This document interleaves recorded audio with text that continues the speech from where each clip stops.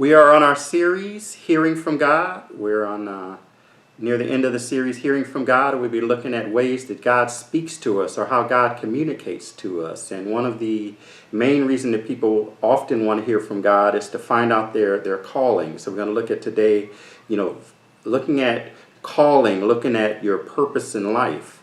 Dr. Miles Monroe said, the greatest tragedy in life is not death, but a life without purpose.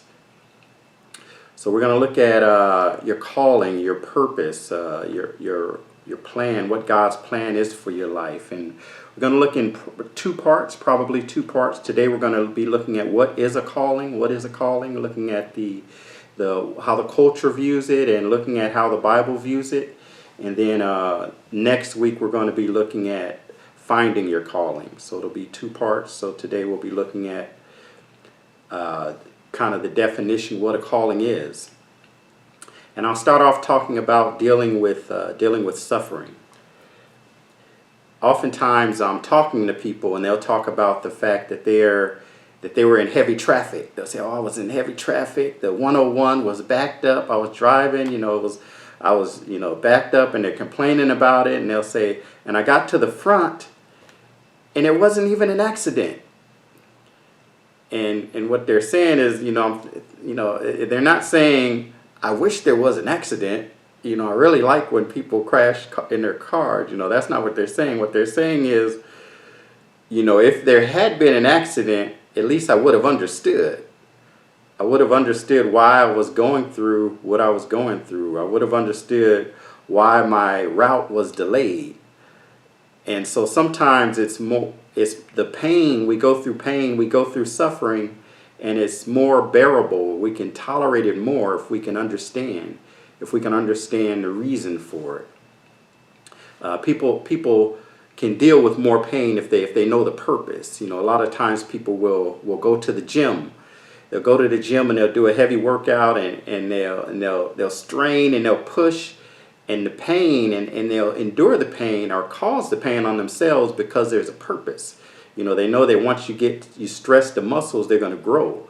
So there's a purpose for it. And I have friends that they run marathons, and many times I'll talk to them and they'll say, "Oh my," and someone told me their toenail fell off. And I guess that's a common occurrence.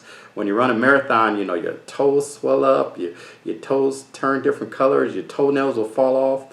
And it's painful, and they went through the pain, but they did it for a reason. It's the same with childbirth. A woman will go through excruciating pain to have childbirth, and then they'll do it again and have another one. But it's because there was a purpose. So we can go through pain if there was a purpose to it. If we knew there was a purpose, if we knew there was a reason for the pain, then it becomes more bearable to us. A lot of time what happens to Christians, unfortunately, is they'll go to church, they'll profess faith in Christ, and they'll have faith until something really bad happens, till something painful happens, and then they'll start to wonder, if maybe it's the death of a loved one or the loss of a job, or they get diagnosed as a fatal disease, or maybe it's a global pandemic. And then they start to suffer and they start to go through pain. And sometimes people will lose their faith in God. People lose their faith in God for it. And I've actually heard atheists that say they don't believe in God because if there was really a God, why would he allow such pain and suffering in the world? Their reasoning is that because there's pain in the world, because there's suffering, there can't be a God. But what they're really doing is they're saying that I can't think of a good reason why a God, an all-knowing, all-powerful God would allow pain and suffering. And because I can't think of a reason, surely he can't have a reason other than my reason, other than what I could think of. If I can't think of one, surely an all-powerful, all-knowing God couldn't have something that I didn't think of. So instead of putting their faith in God, they're putting faith in their own reasoning, their own intelligence, that any reason that existed, they would have come up with it. So it's basically faith in my own logic, my own reasoning. So it's either you have a faith in God or you faith in your logic that if there was a good reason, you would have come up with it. So the faith is in something. It's just where you choose to put your faith. And so we'll look at how our culture handles suffering. Our culture tells us that the purpose of life is to enjoy life, to be happy, to avoid suffering, do whatever you want to do as long as it doesn't impede on someone else's happy. But the purpose of life is to be happy. And the meaning of life is just to enjoy life and to be happy. So the world tells you that the meaning of life, but the problem with that is that when that is your meaning, that meaning kind of goes away when suffering starts to happen. When you go through something, when you're not happy, when you don't see happiness, if the meaning of life is to get happiness and you don't see happiness, then you're kind of left without a meaning. You're kind of left empty. You're kind of left hopeless, and there's nothing to look forward to. How would you, Michael, can I just interrupt here a minute? Yes. How would you define suffering? Suffering would be going through pain. It's agony. It's you're just distressed. You're in pain. You're agonizing. You're hurting. You're hurting inside, and so you're hurting. You're in pain. You're suffering. Okay. So I would define that as suffering. Okay. Could be physical or mental anguish. Correct. It could be physical. It could be emotional. You can suffer after a breakup. It can be, it can be, physical or emotional. It could be physical pain from a bodily sickness or bodily wound. It could be emotional pain from being hurt by a person. It could be being hurt by, an organization. It can be being emotional pain from family, from a loved one. It can be, either way. So you're suffering. You're just feeling really bad. You're feeling really bad. You're feeling really down, and you're going through it. You're going through it as suffering when you're going through it. All right. Yeah. Yeah. And if you're, go ahead. When people suffer, they tend to, when they go to God, they ask for Him to, take the suffering away or to end it. And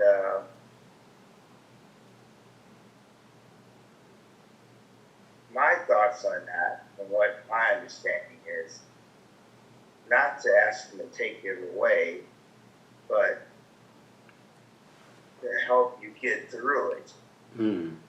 Is the prayer request we should make, is to help me get through it, because Scripture tells us that consider it pure joy when we are suffering. Well, I don't think there's a should. I don't think it's wrong to ask for Him to take it away. I think if it's a sincere prayer, and it's not wrong to want it to go away. I think you would ultimately want God's will to be done, but if you want the pain to go away, it's not wrong. I don't think it's wrong to ask for it to go away. It would be maybe more of a spiritually mature thing to ask. If He wanted you to go through it, that He would help you through it. So we talked about last time. Oh no, we didn't. I talked about it somewhere else. But so sometimes God can deliver you from the fire, and sometimes God can make you fireproof. Yeah. So sometimes He'll prevent the fire. He'll deliver you from the fire. Other times He'll make you fireproof and be with you through it. So if it had a purpose, you want to go through it. If it didn't have a purpose, if it was meant for your harm, then you'd want it to go away. And not knowing, you'd want God's will to happen. But yeah. Yeah, could be preparing us for something. Yeah, and we'll get to that. Actually, said we use the word mature, is that also helps mature our faith. Right. Yeah. And so we're looking at first if you're not a Christian and you're looking at it, and if you're an atheist and you're going through suffering, you're kind of in a position you're saying, well, there is no God. We evolved. We evolved from a single-celled animal, from monkeys, and evolution says that the reason we're here is because, the whole purpose of life was survival and replication. We were better at surviving. We've been better at replicating than other species, and that's why we're here.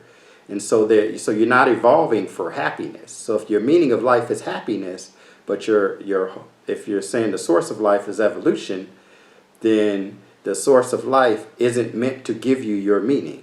So if your meaning of life, you're saying we got here from survival and replication, but the meaning is happiness, then life isn't meant to give you your meaning. And so if we look at from a religious perspective, from a Christian perspective, from pretty much any other religion, the meaning of life is something outside of you. So the meaning of life isn't for your happiness. The meaning of life is something for a greater purpose. And so it's something outside of yourself, if you're looking at it from a religious perspective. Let's see, any thoughts? Welcome, Reggie. Welcome, Reggie. Reggie with us? Yeah. Hey, guys. Hey. Hey, Reggie. Welcome. Hi, Reggie. Hi there. Oh, there he is. All right. So we'll look at searching for a meaning. Searching for a meaning. Searching for a meaning. I'll start with reading. Searching for what? A meaning. A meaning. So a meaning for life. Searching for a meaning of life. So Ecclesiastes 2:3-8 says, I explore with my mind how to stimulate my mind with wine, while my mind was guiding me wisely, and how to take hold of folly, until I could see what good there was for the sons of men to do under the heaven, the few years of their lives. I enlarged my work. I built houses for myself. I planted vineyards for myself. I made gardens and parks for myself, and I planted in them all kinds of fruit trees. I made ponds of water for myself, from which I irrigate a forest of growing trees. I bought male and female slaves, and I had homeborn slaves. I also possessed flocks and herds, larger than all who preceded me in Jerusalem. I collected for myself silver and gold and treasures of kings and provinces. I provided for myself male and female singers and the pleasures of men, many concubines. So this is Solomon. Solomon is saying that he lived it up. He was the richest man that had lived. He had wine. He had women. He built things for himself. He built parks. He just enjoyed himself. He's saying he had all the pleasures there were. He stimulated himself with all the folly there was. So he's saying he took part of everything there was. And so searching for meaning. So he was searching to fulfill himself. He was searching to make himself happy. And that's kind of how the world teaches us, the more we fulfill ourselves, the more we get, it'll get us happier. It'll make us happier.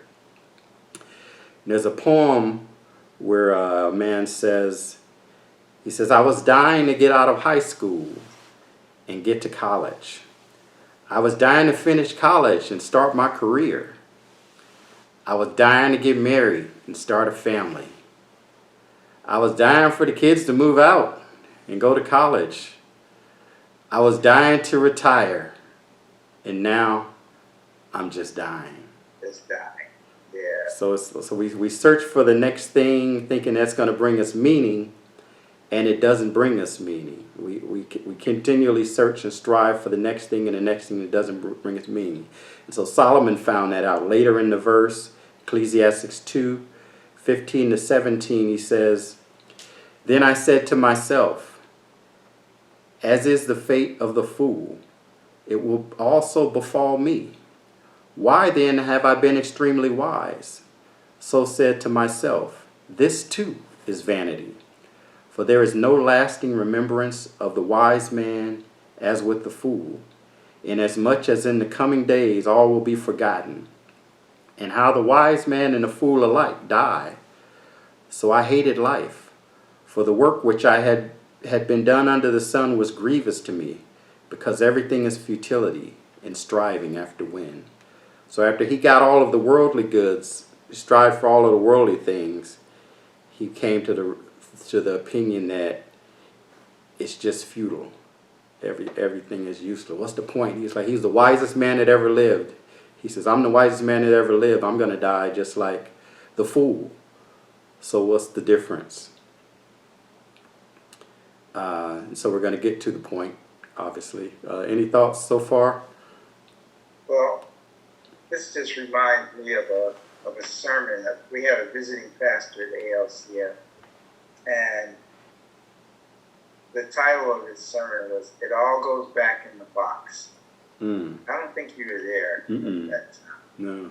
It was a wonderful sermon talking about some of the same thing here, how we live to find enjoyment and we acquire things, and after all our struggles of trying to find happiness through things, that at the end it all just goes back in the box. You can't take it with you.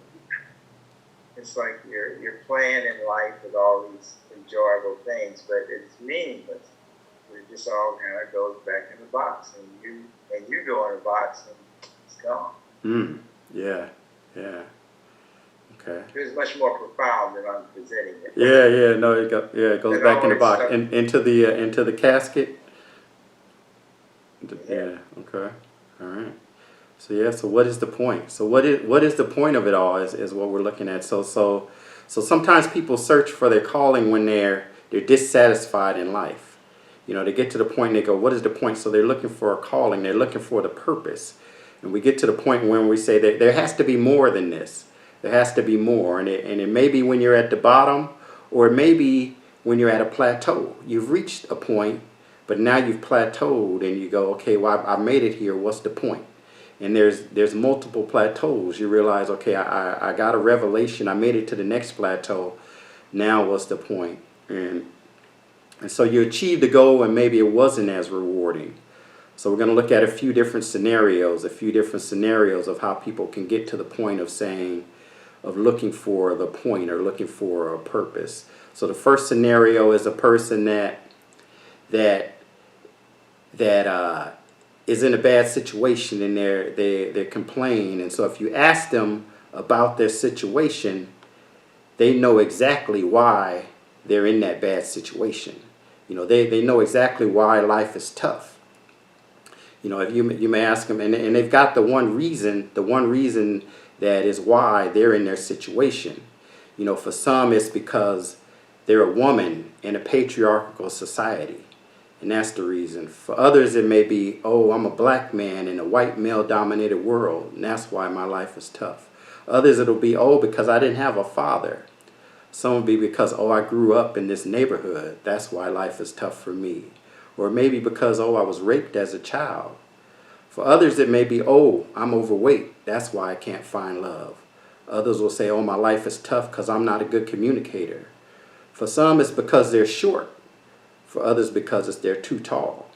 For some, it's because they're not attractive enough. If I was just more attractive, then life would be great and I could be happy. For many, it's because they're not rich enough.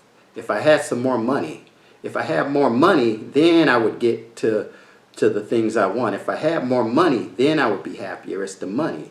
For others, it's because I had a child. I had a child when I was young. If I didn't have this child, I'd be further along. Others, I'd be happy if men weren't such dogs. That's the reason I'm not happy. For others, I'd be happy if women just weren't so hard to satisfy.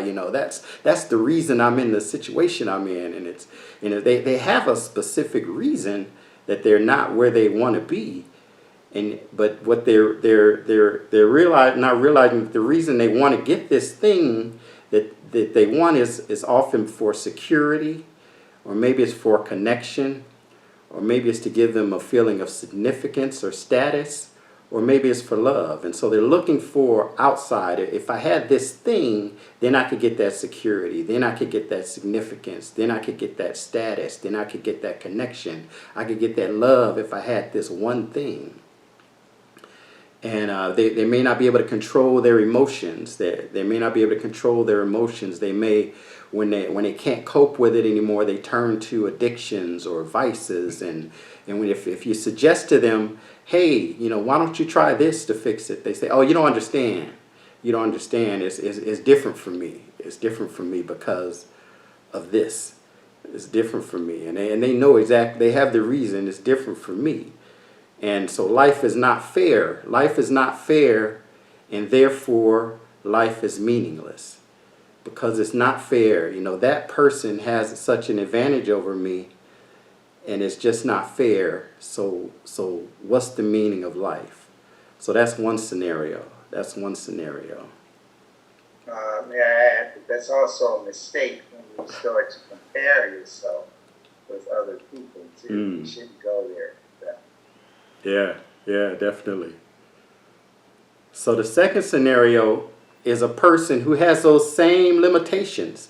Maybe they're too short. Maybe they came from a bad neighborhood, but they're super driven. So they look at life like, yes, I'm at a disadvantage, but what that means is I've got to work twice as hard as that person in order to get the same thing, and I'm willing to do it. Or they say, I got to wake up 2 hours earlier to go to the gym to achieve that goal. Or they say, I can only get 4 hours of sleep a day, but to achieve this thing. Or they say, I need to be the first one at work and the last one to leave. Say, because life was unfair to me, so therefore I'm going to work extra hard. Therefore I know I need to get an extra degree just in order to catch up. Or they say, I know I have to make an extra $200,000 just to be equal on the same plane as these other people. And so they're willing to sacrifice and they're willing to work hard. And so this may be the person who's the manager at the company, or the valedictorian in the class, or the top salesperson, or they're that fit person on Facebook posting selfies in the gym every day with the caption, if I can do it, anybody can do it. Or it's the entrepreneur who's on his second business because the first one failed, but he's going to do it again. Or it's that kid from the ghetto that got to the NBA or the NFL and is now making millions. They were willing to work hard. They were willing to sacrifice. And so this is I remember when I started work, my office mate. I had an office mate named Tim. He was a programmer, and he was a really good programmer. And he studied programming books at lunch. He'd go home. He would program, was his hobby. He was into programmers. He was a great programmer. At one point, he decided he wanted to learn tennis. So then at lunch, he was reading books about tennis. He's reading books about tennis. He's studying tennis, and he became a good tennis player. I never knew him to date anybody or go out. And then at some point, he decided, you know what, I want a relationship. He went out, he got relationship books. He went out, learned about relationships. He got on the dating site. He was sending out dozens and dozens of messages every day. So a few months later, he met somebody. Less than a year later, he was married. So he was willing to work hard. Whatever he wanted to do, he knew, okay, I got to study it. I got to work hard. I got to put in extra hours to do it. So this is the second person. They're driven. They have limitations, but they realize that, okay, I can put in extra effort. I can put in extra drive in order to do that. But this person, they're climbing up the ladder, but then at some point they may get to the ladder and realize, hey, this is leaning against the wrong building. Or this may be, it's like I finally got my fame, I finally, got notoriety, I'm a celebrity now, but then you find out they overdosed on drugs. Or it's just like they practiced hard and extra and finally made it to the NFL, and now you see them on the news every other week because they're in trouble with the law. Because they worked hard, they knew that they found the goal, they found a way to achieve that goal. They said, if I had this one thing, it's this one thing keeping me from being happy, and they worked hard to get it, but then once they got it, they still weren't happy. So it kind of became hopeless, like this is the one thing keeping me from getting happy. Now I got that one thing, so they may have been worse off, so now they're thinking of suicide because they don't have a hope. This other person, they still can blame it on that one thing because they never really took the effort to go get it. But now this person took the effort to get it, and now they're still not happy. So they're using that drive, but they're using that drive to get the significance still. They're using that drive to get the security. They're using that drive to get the admiration. They're using that drive to get respect from other people. Or they're using that drive to find love. But they're still empty or fulfilled. And so this person is now maybe looking for, what's the point? Looking for the purpose in life. What is the purpose in life now? You know, I thought this was it. This was going to make me happy. I got it, and I'm still not happy. So that's the second person, second of four. So they're looking now, what's the point? What's the point in life? In the third scenario, I call it the white picket fence. So this was a lady. She followed the blueprint. She followed the blueprint that they gave her. Society told her, you know, you need to go to school. She went to school. You need to get good grades. She got good grades. You need to find a good man. She found a good man. You need to start a family. She started a family. She went and got 2.5 kids. I don't know how she did that, but she got 2.5 kids. And like, so now she got the white picket fence in the house. And so now she achieved the American dream. So she should be happy. So now she's living her life through her kids. You know, on the back of her minivan is, you know, my kid is on the honor roll at such and such. You know, she's taking the kids to soccer practice. Whenever you ask her how things are going, she tells you, you know, how the kids are doing in school, or how the kids are, or how, you know, how the kid did in sports. She's living her life through the kids. She's getting her fulfillment now through the kids. And her husband is your coworker who gets accolades at work. He's always at work late. And you go, why don't you go home and be with your family? Oh, I got to get this finished. And it's like, you don't really have to get this finished. You know, it's not due for 2 weeks, but he wants to stays late at work. And then when they get home, they're together, but they're living separate lives. And it's a passionless relationship. There's no passion. They're finding their significance in other things, not in their relationship, not in their interaction with each other. They find their significance outside of their relationship. And so although it's an admirable situation, they may be wondering, is there more to this? Is there more to this? You know, I thought this was going to be my dream, this was going to fulfill me, but they're in a situation now where they're wondering, is there more? And then the last song. Oh, go ahead. I'm sorry. There's a secular song by Patty Page. Is that all that there is? That's the title of it. Exactly. Is that all there is? Yes. And then there's the last person. The last person is the self-aware person. So this person, they found their own way to fulfill their need for significance, for love and security. They don't need to look at accolades or praise from other people or driving for goals. They're able to give and receive love. You know, this is a person. They're not a Christian, but they're spiritual. They're spiritual. You know, and they're mindful. They're centered and they're grounded. They've got counseling, and they've got rid of all their childhood trauma, all the issues, all the baggage they had. They healed from their past relationships, and they discovered true happiness inside of themselves. They discovered true, or at least from the outside, the world thinks they discovered true happiness from themselves. And there was a quote from Madonna. She said, "Sad is the man whose happiness is dependent on the permission of others." You need to water your spiritual garden. So they've achieved through the world's spiritual method, and they thought they found happiness in themselves. So they think that they've looked inside of themselves and they found what you need to achieve true happiness, and it's inside of yourself. You know, but then again, when it's yourself that you found it, when you're stuck in suffering, it gets a little difficult.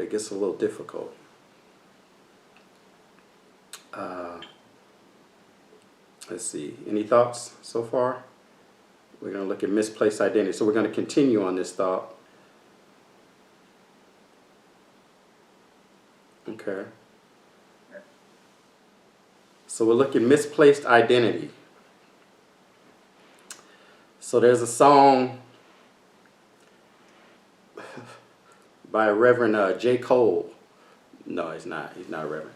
No, it's a rapper, a secular rapper named J. Cole. He has there's a song in one of the lyrics that says, "The Bentley is dirty, my sneakers is dirty, but that's how I like it." And I like that lyric because I relate to it. I relate to it, and I wonder. I don't think most people actually get that. That's part of actually the chorus. And so he says the Bentley is dirty. So I have a pretty expensive car, and I don't know if you guys notice that most of the time it's dirty. Most of the time it's dirty. And so what my wheels are like really shiny chrome, and you can see the black on them pretty easily. So most of the time it's dirty. I drive it when you guys see it maybe at night, so you may not notice, but it's dirty most of the time. So what he was saying when he says his Bentley is dirty, he's saying that I have this. So a Bentley is like a very luxurious car. It's an expensive car. It's an expensive car. It's higher than a Mercedes, a BMW. It's a extremely expensive car, hundreds of thousands of dollars.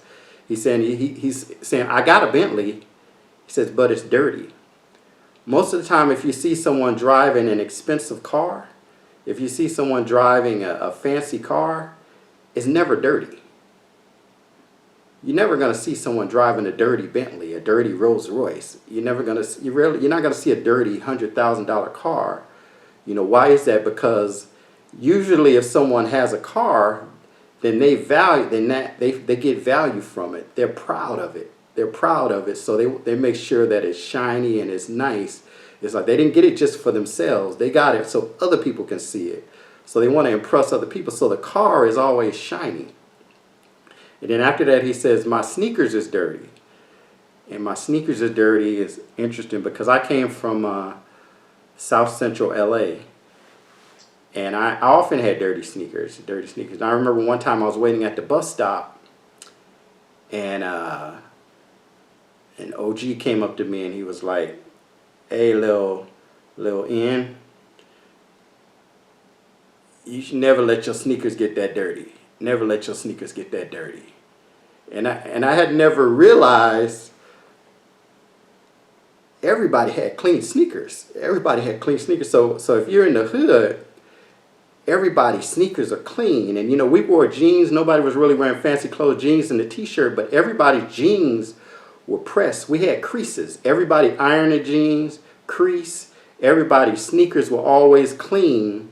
That's that's just because they're very proud. They're very proud people. The sneakers are always clean. It's like you take care of the stuff you have, and it's a symbol of a show of pride that you always take care of your sneakers. And he told me never let your sneakers get dirty. And I actually heard it was a white comedian who like obviously grew up or hung around a lot of black people. So he was like one that would get a pass. So he was a white comedian. He was on stage. He said, "I'm not scared of a black dude in a hoodie. I'm not scared of a black dude with such and such." He said, "I'm scared of a black dude with dirty sneakers."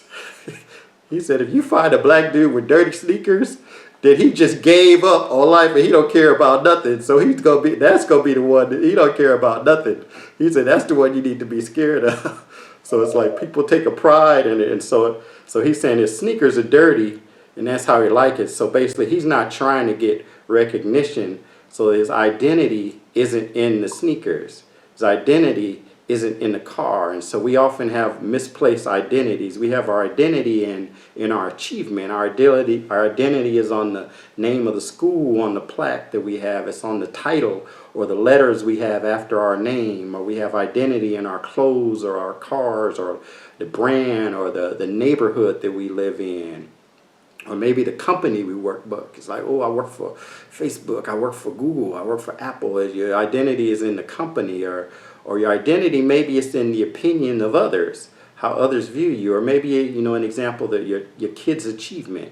You have your identity placed in the wrong place. So your identity, when you have your identity in the wrong place, then you have to seek recognition from other people.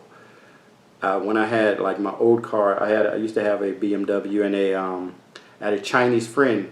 He said, are you going to tint your windows? I said, I don't know, I might. He said, no, don't tint your windows. I said, why? He said, we have a saying in China. He said, you never put on a suit and walk around your neighborhood in the dark. I said, oh, okay. But then he explained, he said, if you're going to be dressed nice, you want to walk around in the daytime when people can see you. If you're going to go through the effort to look nice, you want to do it when people can see you. He says, so don't tint your windows. If you have a nice car, you want people to see who's driving it. You want people to see who's driving it. So we get our identity. We want other people to recognize us. And so then our identity is not just actually in the things. Our identity is in other people recognizing the things. So it's like I can't just have it. I gotta put it on Facebook so people know I have it, or I gotta, I want people to see that I have it. I want the recognition associated with it. So our identity is in the recognition, and so our meaning is in the recognition that we have. And so a lot of people that had things that they were significant, they took pride in different things. They took pride in a lot of things. You'll see them in this lockdown on the Zoom calls, and it's like, what happened to your hair? It's like, what happened to all those nice clothes you wore? What happened to all this? Like, now it was like, well, nobody see me now, so it's not really that important. It's like I thought you dressed that way for yourself. How come? It's like, but now you wear pajamas all the time. It's like, if it was for yourself, why aren't you wearing those clothes now? It's really for other people. It's really to get the recognition, and so we can have our identity misplaced in other things, and so what you get with Christianity and pretty much any religion is your identity is based on something outside of yourself. So it's not something that can be fulfilled in yourself.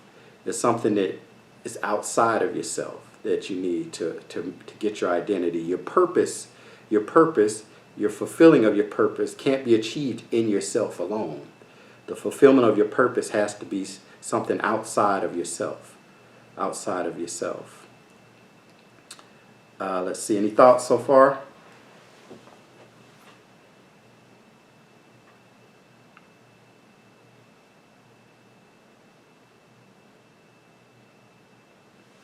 All right. So we'll continue.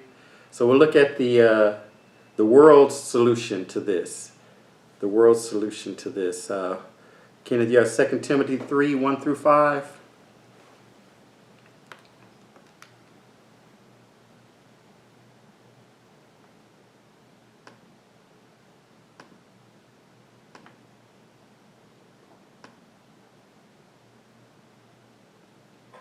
I take myself off of mute. Okay. 2 Timothy 3, 1 through 5. Yeah. But mark this, there will be terrible times in the last days. People will be lovers of themselves, lovers of money, boastful, proud, abusive, disobedient to their parents, ungrateful, unholy, without love, unforgiving, slanderous, without self-control, brutal, not lovers of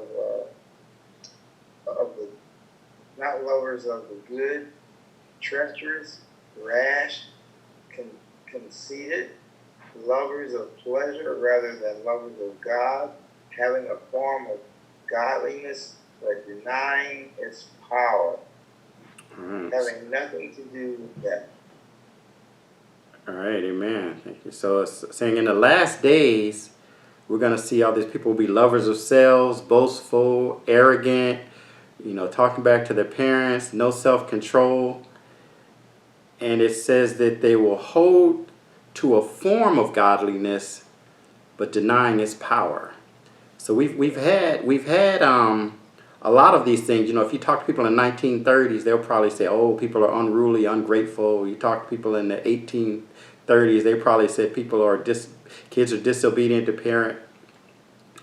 But the holding a form of godliness, but not denying its power, that's something we're starting to see now. So the world, our culture has, there's something called humanism. It's it's kind of godly values that the world is taking on in a lot of areas. We want to be kind to everyone. People will even quote, love your neighbor as yourself. Love your neighbor as yourself. So and the world has actually, in a lot of areas, realized that, okay, you need something outside of yourself in order to be, like, now people are starting to see that, okay, you need something outside of yourself in order to be happy is still the goal, but they're saying that you need something outside of yourself, or you need a goal outside of yourself, something bigger than yourself. There was a story of these three men that were working outside of a building, breaking up rocks. So the first man, he dreaded going to work every day. He got out and someone walked by and said, "What are you doing?" He said, "I'm breaking these big rocks, turning them into little rocks." And there was a second man, he was faithful and went to work every day, worked really hard, and, provided for his family. Someone walked by and said, "What are you doing?" He says, "I'm making a living for my family." It's okay. And then there was a third man. He got out of the bed joyful every day, and he went to work, and he's breaking the rocks as well. And someone walked by and said, "Hey, what are you doing?" He said, "I'm building a cathedral." So they were all doing the same thing, but they all had different views of it. So the last man saw it as he was part of something that was bigger than himself. He saw that he was part of something bigger than himself. It wasn't just about him and his family, that he was a part of something bigger than himself. And so even a lot of the world now is saying that if your work aligns with your purpose and it makes the world a better place, then maybe that is the ultimate goal. So a lot of people are starting to, you have the Oprahs and you have the spiritual seculars saying that, you want your purpose to align with your work and make the world better. And I saw there was a survey that 21% of the people now say that they're searching for their calling as it applies to their career. So this isn't polling of Christians, this is just people in general. 21% said they're searching for their calling as it applies to their career. And 31% of people say that they're currently living their calling inside of their job.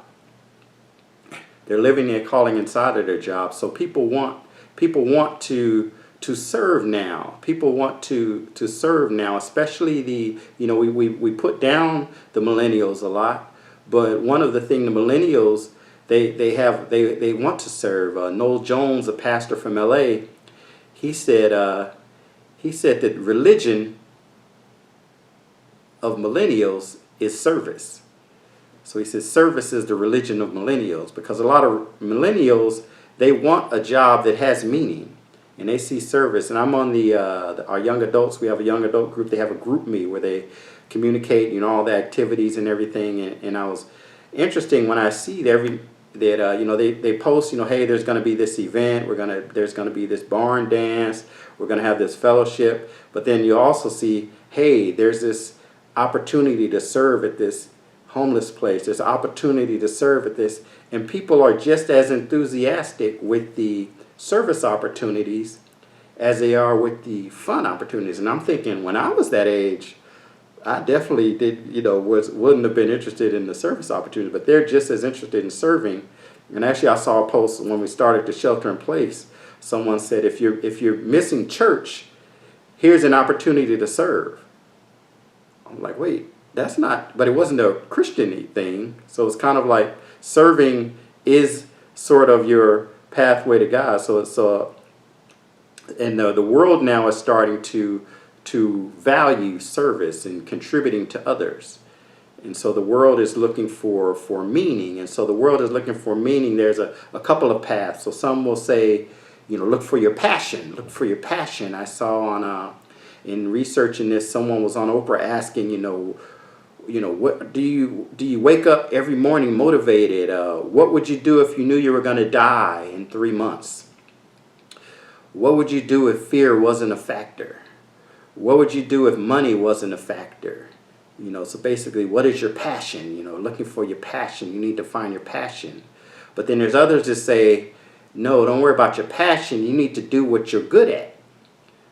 What are you capable at? So you need to find your calling in what you're capable at.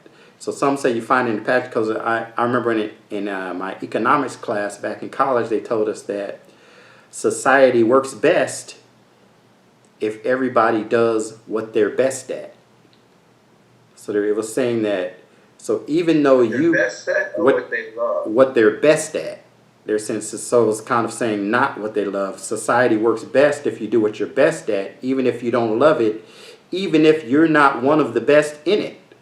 So you may be, way down the ranks in it, but if this is what you're best at, they were saying you should do what you're not you should do. They were just saying that society works best based on economic calculations of what the best society is. They were saying, so this is an economist view, that if everybody does what they're best at, then the economy works the best, then society works the best. So it's a passion. So passion is one view, what you love.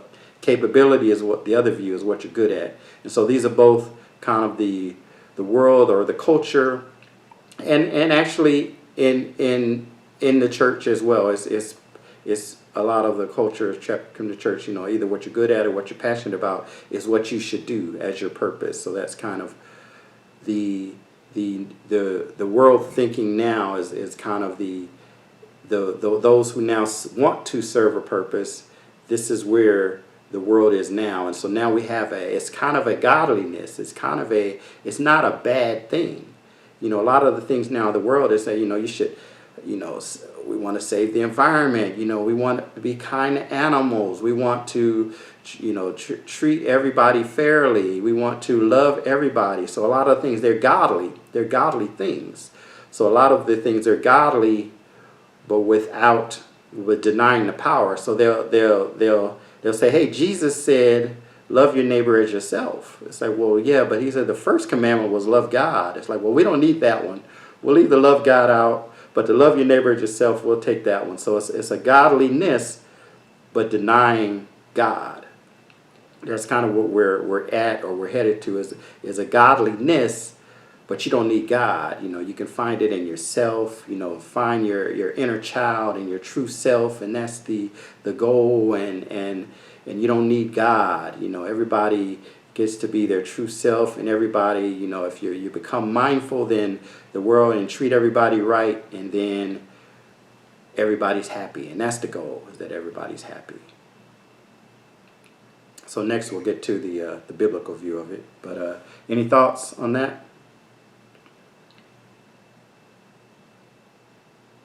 I was just thinking how happy is short-lived. Mm. And we shouldn't base our lives on just being happy, because that can be taken away. It's short-lived. It's just it's not a sound foundation to build your life on. Right. And it's generally your personal happiness. And you deceive yourself. Mm. I had a thought this week, actually a couple of days ago, and I was just thinking, it was actually Sunday, listening to Brother Gary's message, Mm. and I was just thinking, about like living for God, right? Mm. I'm not my own. And the thought came to me, with all the distractions all around us, we're spiritual beings, but we live in the physical realm. And I was just looking at everything around me is physical. I can touch everything.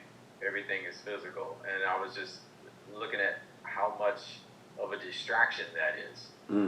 Where that everything is so physical, and it tends to stick to us, which makes it even much more difficult to think about spiritual things and to devote your time to that. Yeah, you can pick up the Bible and read and study and pray, but it's almost like that you have to almost like consume yourself with that to where that is your life. Work, sleep, eat, everything spiritual. And I was just looking at how hard it is. Yeah. Yeah, definitely, because you're, yeah. Along that same line, Reggie, I recently had a Bible study with my brother-in-law over the phone in Cleveland, and he's a man who's really knowledgeable of the Word. And we were talking about, and reading the Bible and how the Bible itself is not like a regular book. And oftentimes we read it in the flesh rather than reading it in the spirit, because these are God-inspired words. And it's so we shouldn't read it as a book, but read it, I don't know how to explain that, to be in the spirit, because the flesh does nothing to the spirit. It doesn't impact the spirit, and it impacts the flesh. So when you're reading scripture, you should really think the frame of mind of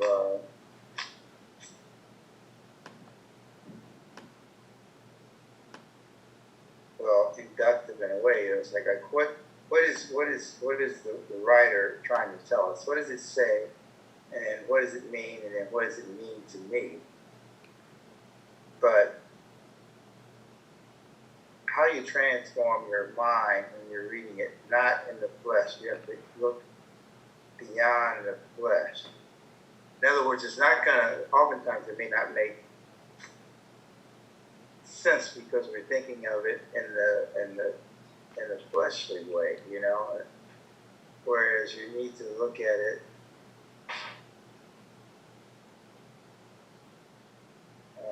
from the spirit. Because it is spiritual, I'm not sure. Does anybody kind of get what I mean? Yeah, I kind of get what you mean. It's sometimes something will speak to you more than what's written in the words. Sometimes you'll feel something in your spirit. You'll get God will speak to you in a way that just reading the words wouldn't have hit you. Wouldn't have hit you like something. And sometimes it's unique to you. Sometimes a passage may be specific to you. That's true. I think that's kind of why we pray before we read God's word, so yes, that God can show us what He wants us to see, what He wants us to understand. Because we could let's say we read the same verse the first day of every month. That verse may mean something differently every single month because God's revealing something new to you. Because we're growing. Yeah. Yes, that's true too. Yeah, exactly. I mean, that's partially of what he's saying. Yeah. That seems to me so clear to me when we talked about it. I totally understand what you're saying. So I grew up Catholic, and I never understood any of it. And I went through baptism, communion, confirmation, and then it ended like my junior year in high school, and I was like, oh, well, that's it? And like, I love God, and I knew who God was, but I didn't know Him. Like, I didn't have a relationship with Him. And so I kind of fell off. But it was because every time I was told to read something, it didn't, none of it seeped in. I wasn't praying to hear what God wanted me to hear. You know what I mean? Right. It was just words on a page. Yes. Words in a book. Right. But yeah, I totally understand what you're saying, Kenneth. Okay, Yeah. yeah, I think Okay. you on that. All right. Yeah. All right. So let's keep going here. So let's see. So now we're going to look at the biblical view of calling. So we're going to start it. Well, I'll probably pick it up next time. Biblical view of calling. Let's see. Lorraine, you have Romans 8:28. Was that Lorraine or was that Leilani? Oh, that was Lorraine, I think. Yeah. Yes, it was me. Yes. Hold on. Romans 8, chapter 8, verse 28. Okay. It says, and we know that for those who love God, all things work together for good, for those who are called according to his purpose. Right. 8:28. All right. Thank you. So if you're called according to your purpose, if you're walking in your purpose, then God will make things work out for good. And so we want to know our purpose, and so we're going to talk about purpose today. We're going to get into how to go about finding it in the next lesson. But the first thing we'll look at about purpose, so biblical purpose. So we looked at how the world views purpose. So the biblical purpose, we'll look at and actually sometimes how we see it. That's actually the same as we see it portrayed in the church. Oftentimes, is that whatever you're passionate about, that's probably your purpose. That's your calling, or whatever you're good at. And so we look at it. If we look in the Bible, we look at Moses, we look at David, we look at Jonah, we look at Isaiah, Jeremiah, we look at. I couldn't find it. Maybe you can find it. I couldn't find the story where the guy went out looking for his purpose. I didn't see that story where the guy went out looking for his calling. I couldn't find that story. But we'll get to that next week. But let's see. But first we'll look at the fact that it's about God's purpose, not yours. So it's not about your purpose. It's about God's purpose. So first you want to find it's about what God's purpose is. So Leilani, you have Exodus 3, verses 7 to 10. We're looking at so this is the story of Moses. Story of Moses. He was out walking the sheep of his father-in-law, minding his own business, and God appeared to him in a burning bush. So it says, the Lord said, I have indeed seen the midst of my people in Egypt. I have heard them crying out because of their slave drivers, and I am concerned about their suffering. So I have come down to rescue them from the hand of Egyptians, and to bring them from the land of the Egyptians, and to bring them up out of that land into a good and spacious land, a land flowing with milk and honey, the home of Canaanites, Hittites, Amorites, Perizzites, Hivites, and Jebusites. And now the cry of the Israelites hath reached me, and I have seen the way the Egyptians are oppressing them. So now, go, I am sending you to Pharaoh to bring my people, the Israelites, out of Egypt. Okay. So notice, this is kind of the first time I'm noticing a lot about this story, this interaction with God and Moses. God says, the people of Israel are suffering. They're being enslaved by Egypt. They're suffering. They're crying out to me. My heart is aching for them. I want to save them. And so this conversation, so imagine somebody's come up to you having this conversation for you. You're not in slavery in Egypt. You're not suffering. And he's telling you, hey, I hear the suffering. They're down there. This is all happening. And it's like, yeah, okay, that's good. And he says, so I want you to go down there and talk to Pharaoh. So Pharaoh's looking to kill him, remind you. Pharaoh's looking to kill this guy. He says, so I want you to go down there and tell Pharaoh to let him go. He's like, wait.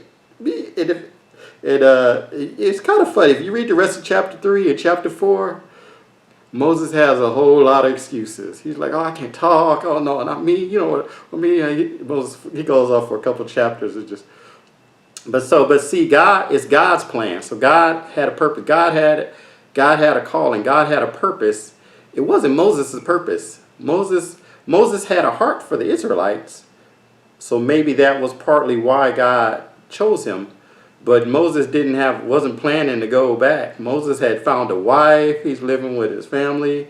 But God had a plan. And God told Moses, I'm going to send you. So it's not Moses looking for his calling. It's God's plan for Moses. So God had a plan for Moses. God had a purpose for Moses. And that's kind of the problem that you get into when you're looking at evolution, when you believe in evolution, in that when you think that there's no creator, it just happened. It just happened by chance that these cells mutated and became something else, and it just happened. It's like you get rid of a creator. When you get rid of the creator, you get rid of design.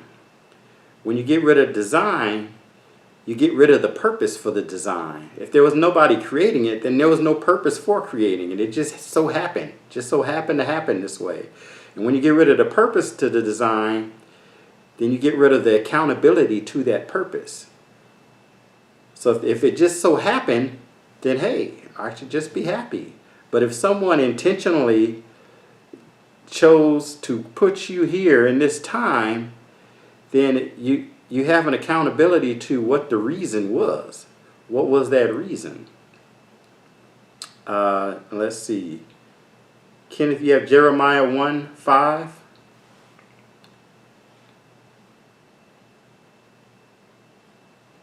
Oh, let me unmute you. Jeremiah 1:5. Jeremiah 1:5.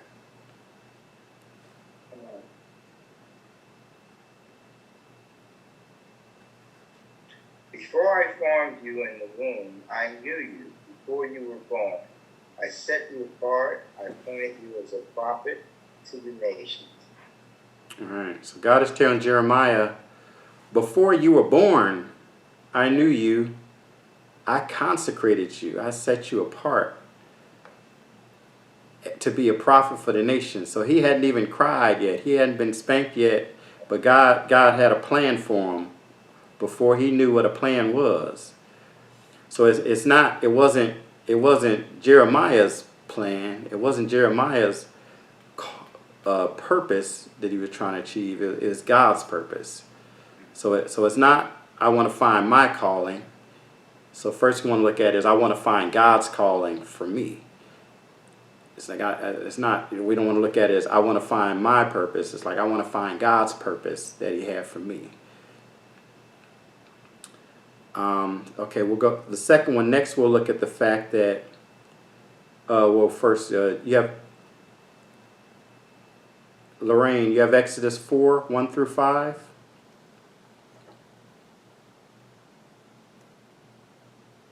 Yes, I do.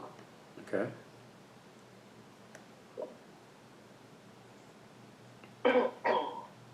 Exodus 4:1-5.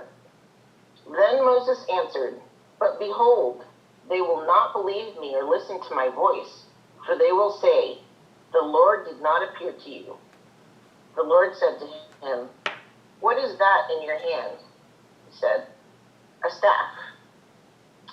And he said, 'Throw it on the ground.' So he threw it on the ground, and it became a serpent. And Moses ran from it.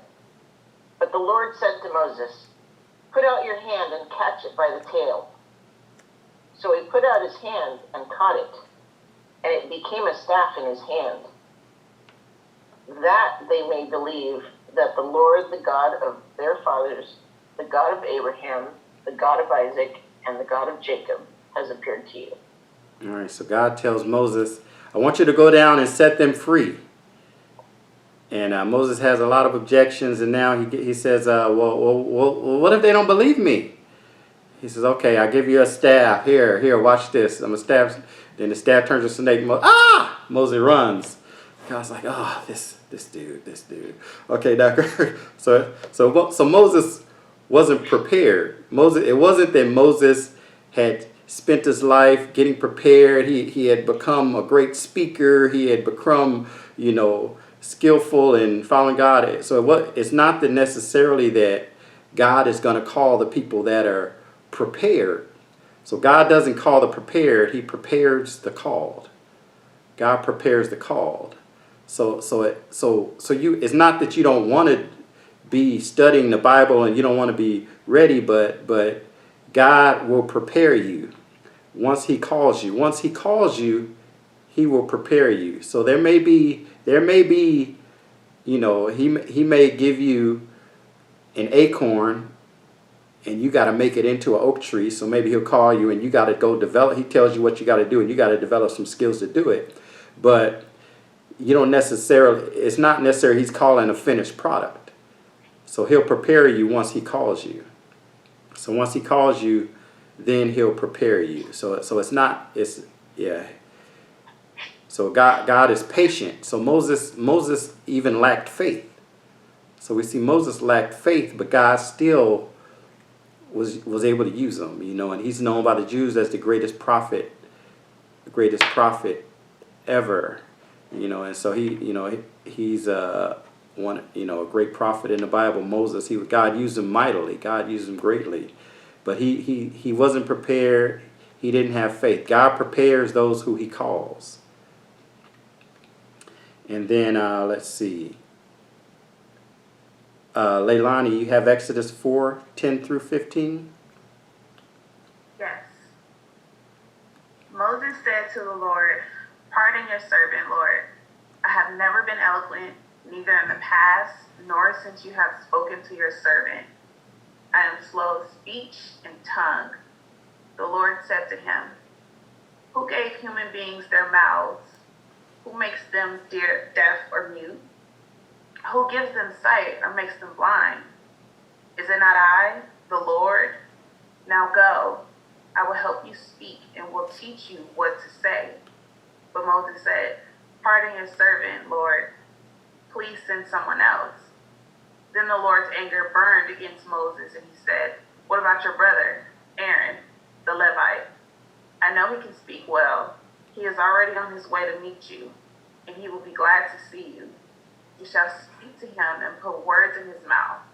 I will help both of you speak and will teach you what to do." All right, so God shows him the serpent, change it to him, and says, now you're ready. Okay, go. Moses said, whoa. I'm not really that good at speaking. He said, I never have been. I haven't become good at speaking since we started this conversation. I'm not really good at speaking. God says, Moses, I will speak through you. You know, I made your mouth. Who made your mouth? I can make the mute man, I can make a deaf man hear. I can make a blind man see. I will give you the words to use in your mouth. And what's Moses' response? Maybe you should send somebody else.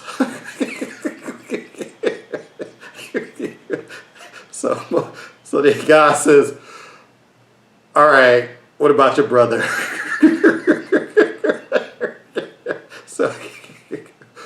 So Moses wasn't the epitome of faith. He wasn't the epitome of preparedness. So the next point is that it's not about you. It's not about how good you are. It's about God. And God, the name of God, Jehovah Yahweh, is I am who I am. So this point is that I am what I am because of I am who I am. I am what I am because of I am who I am. So it's I am who I am what I am because of God. So I am what I am because of I am who I am. So it's because of God. It's not because of my ability. It's not about how capable you are. It's about how capable God is. Let's see. I guess we'll go ahead and we have one more in this grouping, so we'll go ahead and get that in there. So the last one, was it assigned? Exodus 33:14-15. If not, Reggie or Tasha can get that. Exodus 33:14-15. Yeah, I got it. Okay. Exodus 33, verse 14. And he said, my presence will go with you, and I will give you rest. Then he said to him, if your presence does not go with us, do not bring us up from here. Right. So Moses, God tells him, hey, okay, you guys go. Moses says, we'll go, but we're not going to go unless you come with us. So your calling, your purpose, you need God to be with you. So your calling in life, you can't do it without God. So if someone is doing something and they achieve something and they did it without God, then that wasn't their purpose. So the purpose that God has for you, you can't do it on your own. You can't do it in your own ability. You need God in order to do it. So you need God in order to fulfill your calling. So you need God in order to, so you want to obey what God says and you want to surrender to God. And in your calling, you'll need God in order to fulfill it. You'll need God in order to fulfill it. And so, next week we're going to look at, how it is that you find it or what you do about that. But I mean, if we look at the fact that, okay, well, what was Moses doing when God found him?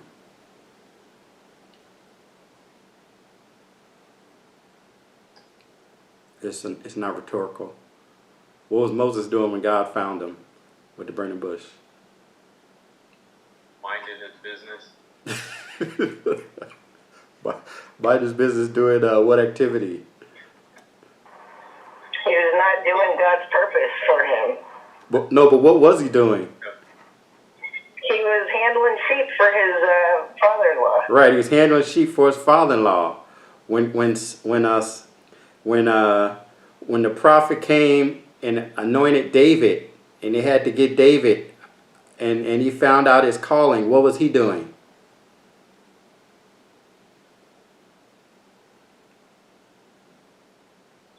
He was also handling sheep for his father, wasn't he? Yes, he was. So they were out Woo! handling sheep for their father. All right, Lorraine. I'm like, this might be the wrong answer, but I think this is the story I told the kids once.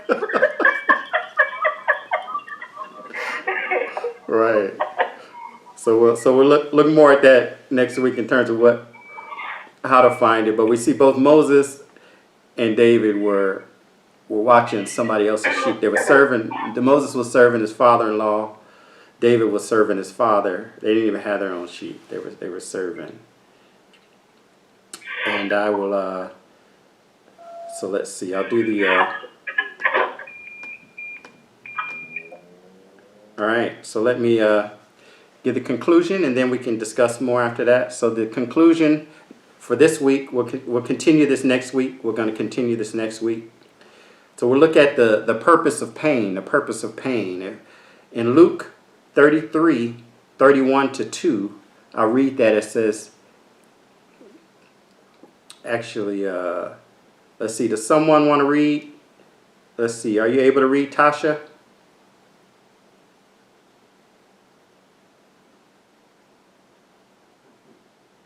Maybe not. Okay. I think there is a chapter 33. Huh? In Luke. I don't see a chapter 33 either. Oh, okay. I don't have the same Bible as you, Michael. All right, let me see what Luke 20, 22? Luke 22. All right. Luke 22, or someone can read it, whoever has it. I'm glad I asked somebody else to read it. Okay, Luke 22, 31 to 32.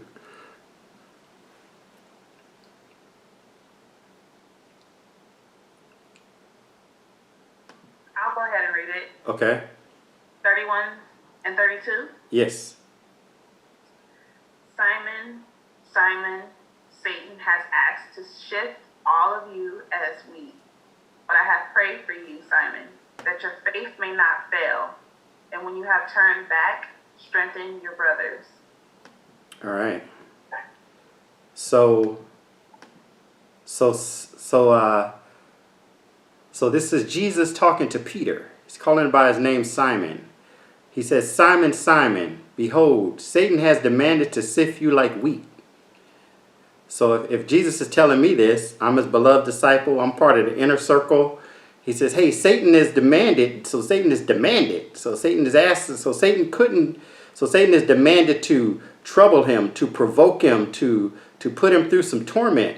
But he had to ask permission. Satan is demanded to sift you like wheat. But it's like, I'm Peter. I'm your boy. So it's like, okay, what he did, well, you know, so I'm like, I know what the answer was, so I'm good. And then Jesus says, but I have prayed for you. But you have prayed for me, that your faith may not fail. It's like, wait.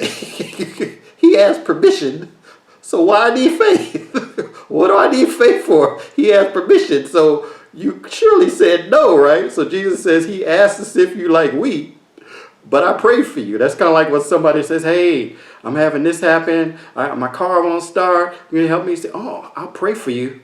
I'll pray for you. It's like Jesus says, he asked you to sift you like wheat.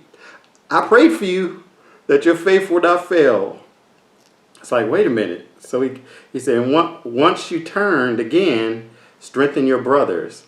So Satan had to ask for permission. So apparently Jesus gave him permission, but Jesus prayed that his faith wouldn't fail. So Satan was allowed to sift Peter, was allowed to torment Peter, but Jesus prayed that his faith wouldn't fail. But then he also says that once you have turned again, strengthen your brothers. Strengthen your brothers.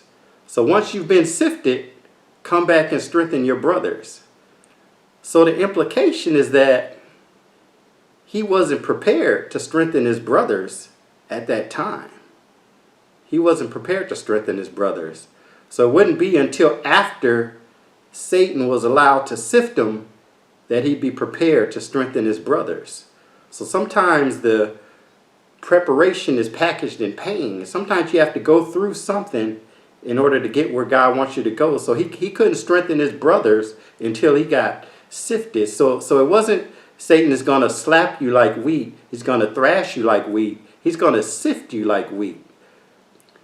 So when you sift wheat, you separate the wheat from the chaff. So Satan is going to be allowed, he asked permission to separate the wheat, the good part that you want, from the chaff, the useless part.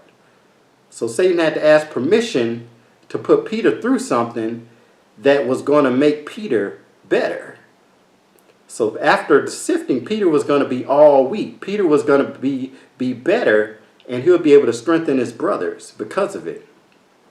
So through this period, a lot of us are going through pain, through this shelter in place, through this pandemic. A lot of people are a lot of complaining. A lot of people have lost their jobs, 30 million unemployment. A lot of people have lost money in the stock market and businesses closing. A lot of people have lost loved ones. I've lost loved ones to the coronavirus, and other people are just complaining that they can't stop eating, or people are complaining that their kids are running around, they can't work. You know, they're jumping in on their conference calls, or some people are complaining that they're lonely. You know, a lot of people are mad at Trump. You know, some people are mad at Obama. Some people are mad at Lysol. Some people are, you know, saying, oh, the government is taking our rights, and other people are complaining about the 5G towers, or just afraid that they're going to die. People are just afraid that they're going to die.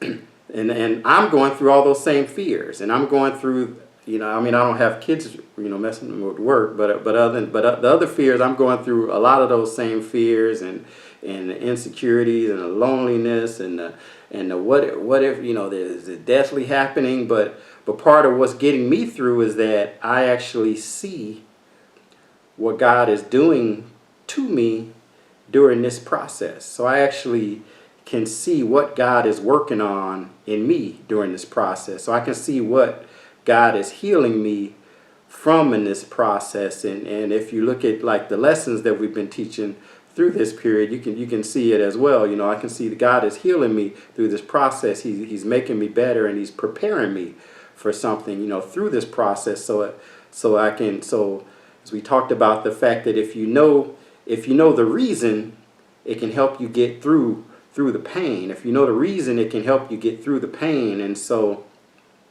So if you know that he's doing something before he does it, and so there's some things that only pain can teach you.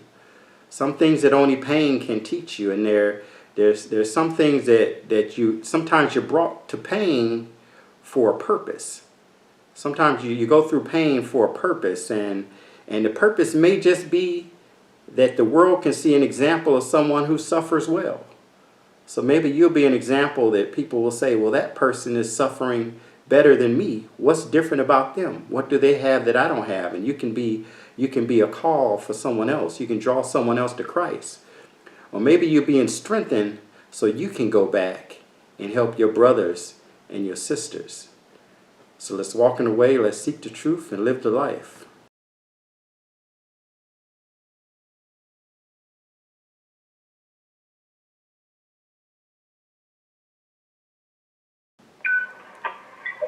Any thoughts?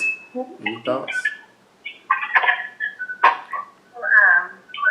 Particularly connected to what you just said, I know when we got on the call, I had went through something that was pretty traumatic for me. I speak about it openly because I want to encourage other people. I was diagnosed with heart disease. Oh. And me being in my 20s, this is something that was a bit of a shock to me, especially at the time I was an athlete.